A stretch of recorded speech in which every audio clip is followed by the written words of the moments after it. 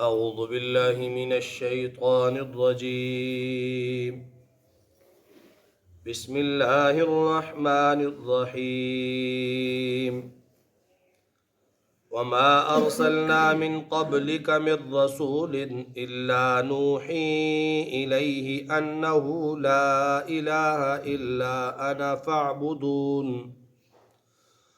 اور ہم نے آپ سے پہلے کوئی ایسا پیغمبر نہیں بھیجا جس کے پاس ہم نے یہ وحی نہ بھیجی ہو کہ انہ لا الہ الا انا، کہ میرے سوا کوئی معبود ہونے کے لائق ہی نہیں، فاعبدون، بس میری ہی عبادت کرو. وقالوا اتخذ الرحمن ولدا، اور یہ مشرک لوگ یوں کہتے ہیں کہ اللہ نے فرشتوں کو اولاد بنا دیا. سبحانہ، اللہ تعالیٰ اس سے پاک ہے. بل عباد مکرمون، بلکہ وہ فرشتے اللہ کے معزز بندے ہیں. لا یسبقونہ بالقول، وہ اس سے آگے بڑھ کر بات نہیں کر سکتے.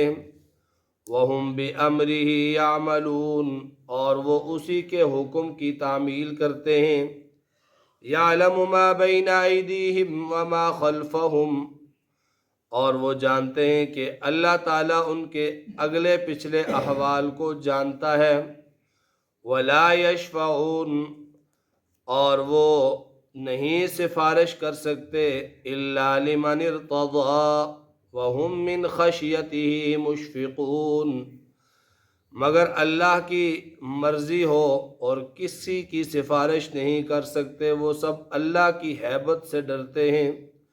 وَمَنْ يَقُلْ مِنْهُمْ إِنِّي إِلَٰهٌ مِّن دُونِهِ، اور ان میں سے بھی بالفرض اگر کوئی یوں کہہ دے کہ اللہ کے سوا میں معبود ہوں، فَذَلِكَ نَجْزِيهِ جَهَنَّمَ، سو ہم اس کو بھی سزا جہنم کی دیں گے. كَذَلِكَ نَجْزِي الظَّالِمِينَ، اور ہم ظالموں کو ایسی ہی سزا دیا کرتے ہیں. کل کے درس میں بھی عقیدہ توحید پر اللہ تعالیٰ نے کچھ عقلی دلائل دیے، جن میں آخری دلیل یہ تھی کہ اگر اللہ کے سوا کوئی اور الہ ہوتا تو اس کائنات کا نظام چل ہی نہیں سکتا تھا، بلکہ اس میں فساد بپا ہو جاتا. اللہ وحدہ لا شریک ہے، اس کی الوہیت میں کوئی شریک نہیں، اور لا یسأل عما یفعل وہم یسألون، اللہ جو کرتا ہے اللہ سے کوئی پوچھنے والا نہیں، اور وہ جو کرتے ہیں ان سے اللہ پوچھے گا. آج کی اس آیت میں اللہ تعالیٰ نے اسی عقیدہ توحید پر اور دلائل دیے. فرمایا وما ارسلنا من قبلک من رسول الا نوحی الیہ انہ لا الہ الا انا فاعبدون. فرمایا جتنے پیغمبر اور جتنے رسول ہم نے بھیجے، آدم علیہ نبینا علیہ السلام سے لے کر خاتم الانبیاء جناب محمد الرسول اللہ صلی اللہ علیہ وسلم تک جتنے پیغمبر بھیجے، کوئی بھی پیغمبر ایسا نہیں ہے جس کی طرف ہم نے یہ وحی نہ کی ہو کہ انہ لا الہ الا انا، کہ اللہ کے سوا کوئی معبود نہیں، اللہ کے سوا کوئی الہ نہیں، اللہ کے سوا کوئی عبادت کے لائق نہیں. یعنی جتنے پیغمبر آئے سب کی طرف اللہ تعالیٰ نے جو وحی بھیجی متفقہ طور پر، وہ وحی ہے اللہ کی الوہیت کا اعلان کہ اللہ کے سوا کوئی عبادت کے لائق نہیں ہے، اللہ کے سوا کوئی معبود بننے کے لائق نہیں ہے. فاعبدونی، سو میری ہی عبادت کیا کرو، کیونکہ عبادت ہوتی ہے الہ کی، معبود کی اور اپنے رب کی، اور اس پوری کائنات کا الہ اور معبود ایک اللہ ہی ہے، سو اس ہی کی عبادت کرو. تو جتنے انبیاء اور رسل آئے ان کی طرف یہ وحی اللہ نے بھیجی. اور یہ لوگ جو مشرک ہیں یہ اللہ تعالیٰ کی الوہیت کے اندر، اللہ کی معبودیت کے اندر اوروں کو شریک ٹھہراتے ہیں، اوروں کو معبود بنا کر پیش کرتے ہیں، حالانکہ اللہ نے اپنے علاوہ کوئی اور معبود بنایا ہی نہیں ہے۔ اللہ وحدہ لا شریک ہے۔ دوسرا اعتراض ان لوگوں کا یہ ہوتا تھا وقالوا اتخذ الرحمن ولدا، کہ اللہ تعالیٰ نے اولاد بنا لی۔ یہاں مخاطبین اس آیت کے مشرکین مکہ ہیں، لیکن اس میں یہودی اور عیسائی بھی مراد ہیں۔ عیسائیوں کا بھی یہ عقیدہ ہے کہ عیسیٰ علیہ السلام اللہ کے بیٹے ہیں، یہودی حضرت عزیر علیہ السلام کو اللہ کا بیٹا بناتے ہیں، اور مشرکین خاص طور پر فرشتوں کو اللہ کی بیٹیاں گردانتے ہیں۔ اور قرآن میں کئی مقامات پر مشرکین کے اس غلط عقیدے کا ذکر بھی ہوا اور پھر اس کی تردید بھی ہوئی کہ یہ فرشتے جو ہے اللہ کی بیٹیاں جو فرشتوں کو بناتے ہیں، فرمایا کہ ان کے پاس کوئی دلیل نہیں ہے، ان کے پاس کوئی برہان نہیں ہے، ان کے پاس کوئی کتاب نہیں ہے، اپنے طور پر ہی یہ کہتے ہیں کہ یہ فرشتے اللہ کی بیٹیاں ہیں، حالانکہ ان کی اپنی یہ حالت ہے کہ ان کے گھر میں اگر کوئی بیٹی پیدا ہو جاتی تھی تو پہلی بات تو یہ ہے کہ اسے زندہ درگور کر دیتے تھے، یا جو ہے وہ بیٹی ان کے گھر میں پیدا ہو جاتی تو یہ اپنے تیوری چڑھا دیتے تھے، ظل وجہہ مسودہ، چہرے ان کے کالے سیاہ ہو جاتے تھے۔ اپنے لیے مشرکین مکہ بیٹی کو پسند ہی نہیں کرتے تھے، لیکن اللہ کے لیے فرشتوں کو بیٹیاں گردانتے تھے، بیٹیاں بناتے تھے۔ تو فرمایا کہ یہ بھی غلط کہتے ہیں، اللہ نے اولاد نہیں بنائی۔ اولاد ہوتی ہے بندے کی نسل کو قائم رکھنے کے لیے، بندے کے نام کو قائم رکھنے کے لیے، خاندان اور قبیلے کو آگے بڑھانے کے لیے، لیکن اللہ وہ ذات ہے الحی جو ہمیشہ زندہ ہے، زندہ رہے گا اور زندہ رکھنے والا ہے، القیوم جو ہمیشہ قائم تھا، قائم ہے، قائم رہے گا اور سب کو قائم رکھنے والا۔ تو اللہ کو جو ہے وہ اولاد کی حاجت ہی نہیں، اللہ کو اولاد کی ضرورت ہی نہیں، کیونکہ وہ حی قیوم ہے، وہ ہمیشہ ہمیشہ رہنے والی ذات ہے۔ یا جو ہے وہ اولاد ہوتی ہے بندے کی کمزوری، بڑھاپے میں، بیماری میں، محتاجی میں اس کے کام آئے گی، لیکن اللہ جل جلالہ وہ ذات ہے جس پر کبھی بھی محتاجی آنی نہیں۔ اللہ وہ ذات ہے جو ہر قسم کی کمزوری سے پاک ہے، اللہ وہ ذات ہے جو بڑھاپے سے پاک ہے، اللہ وہ ذات ہے جو ضروریات سے پاک ہے۔ تو پھر اللہ کو اولاد بنانے کی ضرورت ہی نہیں۔ فرمایا یہ جو کہتے ہیں فرشتے اللہ کی بیٹیاں ہیں، یہ غلط کہتے ہیں، بل عباد مکرمون، بلکہ فرشتے اللہ کے معزز بندے ہیں، محترم بندے ہیں، محتشم بندے ہیں، کہ اللہ کے پل بھر کے لیے بھی وہ نافرمانی نہیں کرتے۔ اللہ نے جو جو حکم ان کے سپرد کر دیا تو اسی حکم کے اندر وہ لگے ہوئے ہیں، ایک لمحہ بھی اللہ کی وہ نافرمانی نہیں کرتے۔